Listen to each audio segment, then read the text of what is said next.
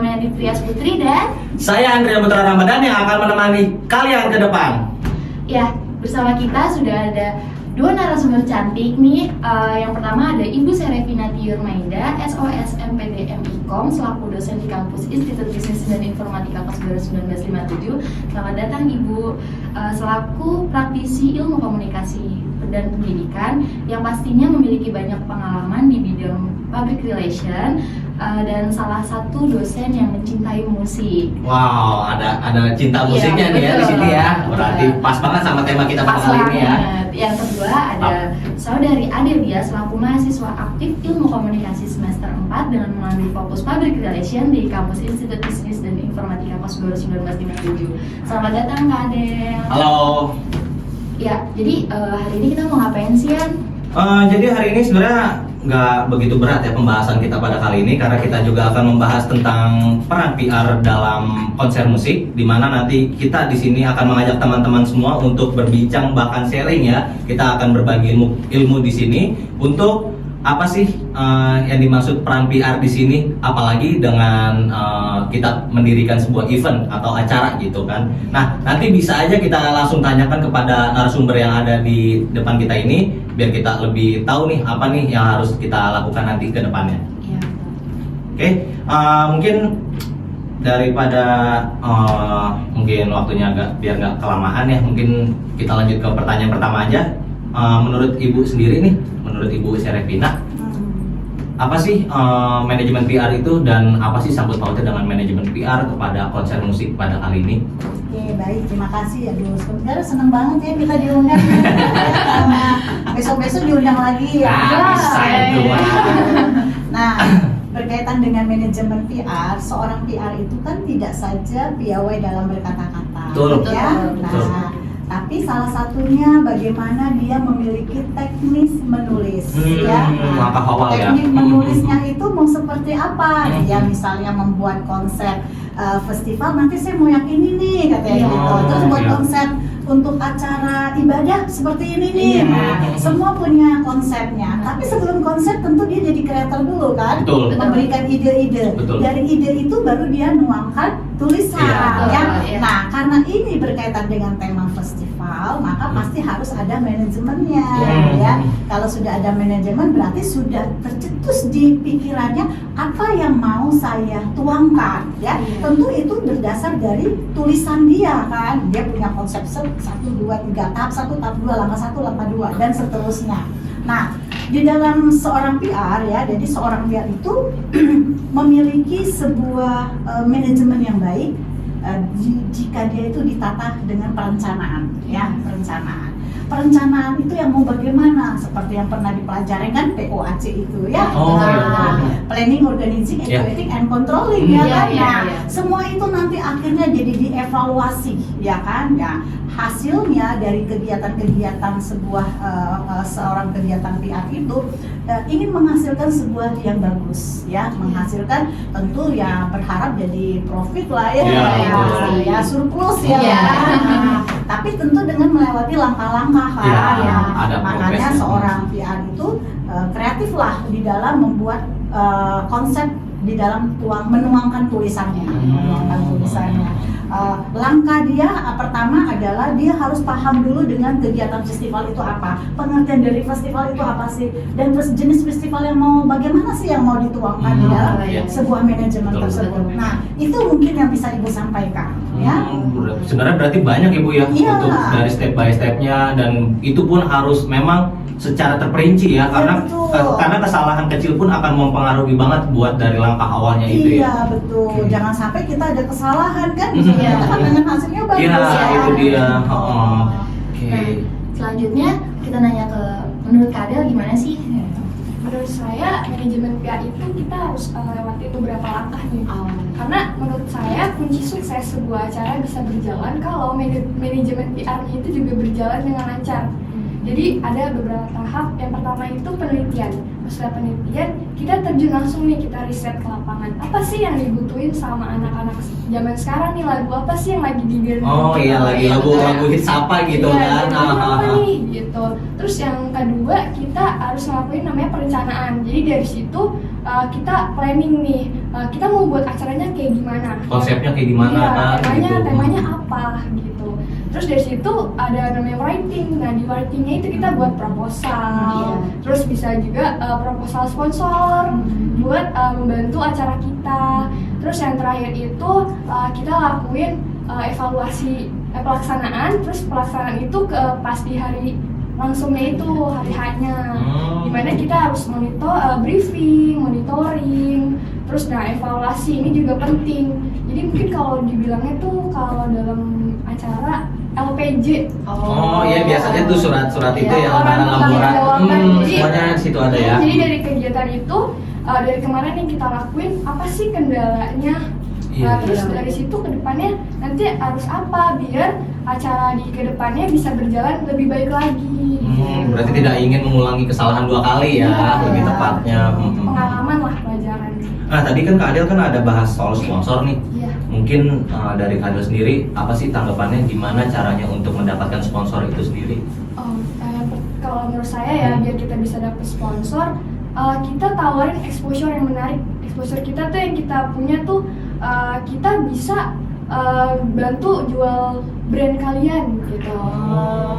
Biasanya kalau proposal tuh ini ya Bu ya, kamu mau nggak bantu jual produk saya misalnya 100. Oh iya, itu staging ya, kirim staging, terus juga nawarin apa gitu kan. Dan voucher nah, ya, biasanya voucher tuh, biasanya yang lebih sering tuh voucher ditawar-tawarin kasih-kasih gitu kan. sewa booth juga ada di dalam. Iya, betul. Biasanya sih dia minta buat logonya tuh ditaruh di banner ya. Oh, di banner utama ya, banner utama acara ya. Terus MC harus nyebutin. Iya betul, Iya. harus ada entoknya ya. Iya. Nah biasanya juga di sponsor itu ada ini ada platinum ya kan, Iya, partisipatif iya. ya kan kayak gitu. Jadi beberapa angkanya itu tertuang gitu. Dan ukuran-ukuran logonya pun tertuang biasanya kalau yang buat festival besar. Iya. Untuk pertanyaan selanjutnya ya, apa sih yang narasumber kita ketahui tentang festival dan konser musik?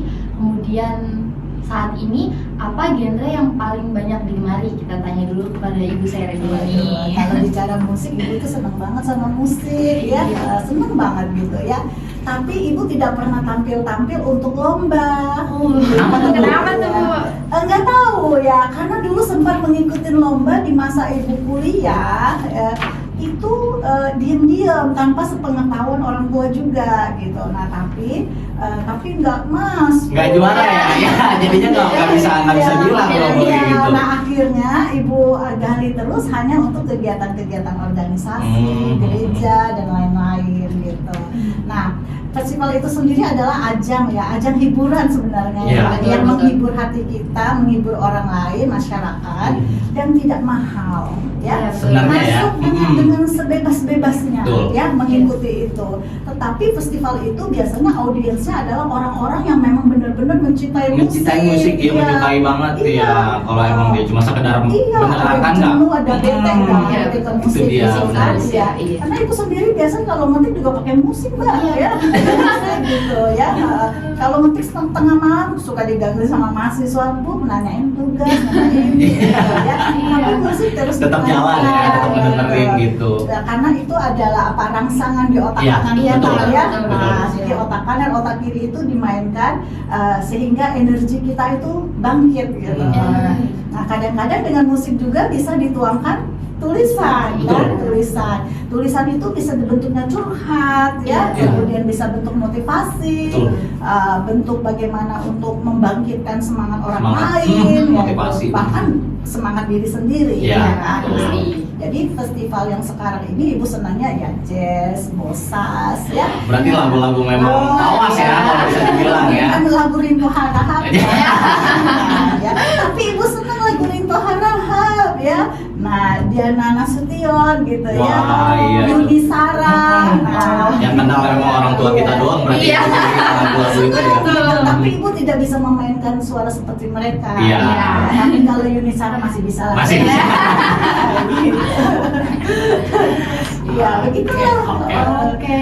Sekarang kita tanya ke Kak Adel nih. Gimana? Oke, kalau menurut saya musik tuh udah jadi bagian sehari-hari sih. Iya. Apa aja yang dilakuin, kayak saya belajar pasti dengerin musik. Iya. Terus lagi happy dengerin musik. Iya. Bahkan lagi mandi dengerin musik. Ya, sering banget ya sih itu. Sering banget ya sih. Ada malah lebih pede pas lagi mandi. Iya. Apalagi suara kita bakalan berubah drastis gitu. Iya. Di situ lah memang Lagi itunya. galau dengerin musik. Tuh, Iya. kadang-kadang nggak netes sendiri mewek sendiri. Kayak kesempatan. Kebetulan dari SMP, SMA tuh udah cinta banget sama musik lah. Jadi saya selalu ikut ekstrakurikuler yang berhubungan sama musik. Musik. Wah, berarti bisa dibilang nih yang sekarang nih Kak Adel ini emang ngikutin UKM nih ya. Iya. Kalau kita lihat nih, jadi UKM kampus juga nih kesenian kan. Bisa buat event ini ya. Bisa banget tuh, banget relasi jadi yang lebih banyak banget. Oh iya. Nah kebetulan juga saya dulu pernah ikut acara OSIS kan. Nah di situ tuh ada yang bagian kehumasan sama LO artis. Oh. Nah di situ tuh juga menarik banget. Kenapa? Soalnya saya jadi dapat pengalaman dan ternyata jadi dalam di LO artis itu tuh biasanya kan ada riders ya, dimana tuh artis minta buat apa aja nih yang harus dipenuhin buat dia nanti ngisi acara. Dan itu unik-unik loh dia minta. Iya ya, requestnya ada yang aneh, ada yang aneh nggak sekiranya? Gitu, iya. ada. Kayak ini boleh disebut lah ya. Boleh. Kayak misalnya Yura Yunita, dia tuh minta pencur buat di ruangan dia. Lanjut, buat diminum. Apa jadi buat apa? mungkin ini ya buat nyanyi persiapan ya. Persiapan, tenggorokan biar nggak kali ya. Ya. Kencur utuh dikunyah atau yang sudah di utuh jadi dikunyah-kunyah gitu ya. Oh, Kayak obat herbal. Wow, baru tahu tuh. Baru ya. Itu gimana kalian tuh yang mempersiapkan nih kalau nyari tukang sayur lagi pada tukang gitu Ada unik-unik iya, sih. iya. Ada juga yang minta mie goreng. Mie goreng, sempat tadi kita mie goreng ya. Apa karena ngisi perut kan kosong? Ya, unik-unik. Kayak Tulus juga. Iya, Tulus iya. tuh dia minta jangan ada makanan udang sama daging kambing kalau saya. Oh iya. Berarti ya. Darah tinggi mungkin ya. Berarti emang ada apa ya? Ada hal-hal yang memang sekiranya nggak pernah kita pikirkan. Nah itu harus dipenuhi. Betul. Ya mau gimana lagi daripada nih acara biar sukses juga kan? Kan kita juga nggak ingin ada terkendala gara-gara nggak ada kencur, gara-gara nggak ada mie kan? Nggak ada yang tahu kan gitu. Betul. Gitu.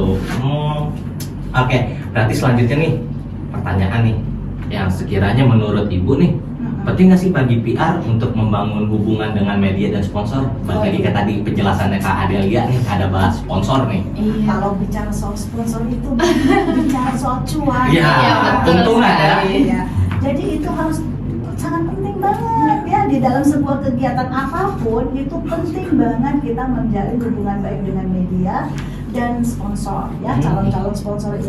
Nah dari mana kita dapat sponsor itu? Ya dari hubungan baik kita dengan orang lain ya, networking kita luas. Relasinya ya, Bu, ya. Iya, jadi teman-teman yang sekarang ini ya, mahasiswa yang saat sekarang ini lagi bergelut untuk menyelesaikan S1-nya ya, jalin hubungan baik dengan siapapun ya. Nah dari satu teman bisa nanti muncul lagi jejaringnya, dari jejaring yang satu masuk lagi jejaringnya. Jadi kita itu panjang ya, panjang. Tidak hanya untuk kita di masa tua pun nanti kita kalau lakukan hubungan baik itu akan tetap berlangsung ya, tetap terjalin gitu. Silaturahmi itu masih ada gitu ya. Nah jadi teman-teman, sponsor, teknik dari sponsor itu sendiri kita harus memiliki teknik lobby dan negosiasi ya. Kalau sudah kita melakukan lobby, berarti adalah orang-orang yang kita anggap sudah bisa diajak bicara, ya, diajak komunikasi. Setelah kita masuk di tahap lobby, maka kita sudah mulai masuk ke konsep cuannya, yaitu bernegosiasi, ya, deal apa enggak, ya kan? Kalau deal silakan tanda tangan di atas materai. Ya kan? Tapi kalau emang sekiranya nih Bu, misalkan nih anggaplah kita ini teman dan kita ini emang pengen negosiasi dengan ibu mengadakan sebuah event. Nah cuman kalau memang teman ibu ini tidak merasa apa ya, mungkin merasa masih belum puas lah dengan proposal yang ada, dengan keuntungan yang ada, terus masih ragu lah ya bahasanya. Nah, itu sekiranya gimana sih Bu cara kita untuk biar ngeyakinin dia gitu? Iya, kita harus memberikan harapan juga ya sama dia ya. Nah, calon-calon sponsor ini kan tidak mudah juga mengeluarkan Betul, uang. nggak gampang juga Iya. gitu karena uangnya uang besar. Walaupun teman dekat juga. Iya, itu dia. Makanya kan. Misalnya bantuin saya 5 juta bisa nggak? Iya, itu dia kan berat tuh. Nah, oh ya nanti 5 juta kayaknya kok logonya ukuran sekian sih, bisa nggak lebih besar? Udah kalau saya pribadi itu ya kasih saja, tahu tidak merugikan ya. Betul. Ya. Betul sekali. Bila perlu semua yang bantu 2 juta, 4 juta, 5 juta, bahkan 50 juta, memang beda sih ya. Kalau 50 juta itu mungkin lebih besar ya. Iya, iya. Tapi bukan dari sisi logonya saja, dari top-nya yang sering disampaikan Yang oleh disebutkan ya. atau moderator atau hostnya, Iya, iya. ya kan? Kemudian diberikan kesempatan untuk presentasi, ya kan? Kita kasih peluang itu. Tapi kalau untuk ukuran logo saya mah biasanya saya sejajarin saja. Ya. Nggak ada perbedaan berarti ya kalau Nggak untuk ada logo ya, perbedaan. karena satu tempat memang untuk Iya, sponsorship biasanya betul. tuh. Bahkan mereka itu akan bangga kan, bangga karena logo mereka itu Terpampang. terpajang ya, dengan sama dengan angka yang berbeda gitu. Dan harapan kita itu mereka bisa terjalin terus ya dengan jangka panjang. berikutnya gitu. Karena Makanya kan enggak PR itu betul. lobby negosiasinya Harus bisa ya, harus pintar ya.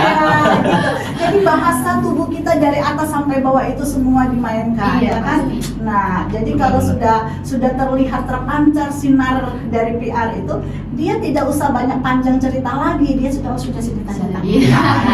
kan? Tujuannya memang seperti itu ya. Iya, jadi pintar-pintarnya kita, tapi bukan pintar untuk merayu bicara. ya, tanda kutip ya, Benar-benar. tapi bagaimana kita meyakinkan bahwa dia punya keuntungan dari kita. Iya. Nah, kayak gitu. Dengan persiapan kita juga Iya, yang benar-benar matang betul. gitu kan. Iya, Nggak mungkin kita betul. ngasih proposal ininya anggarannya buat kemana kan tidak tahu. Betul. Nanti Gitu. kan ada LPJ-nya Nah, juga. itu yang akan Ya, dipertanyakan, semua kan? itu teknik menulis kan? Iya. Teknik menulis, Betul. membuat konsepnya lalu disampaikan proposal dan LPJ-nya juga kepada para sponsor. Iya.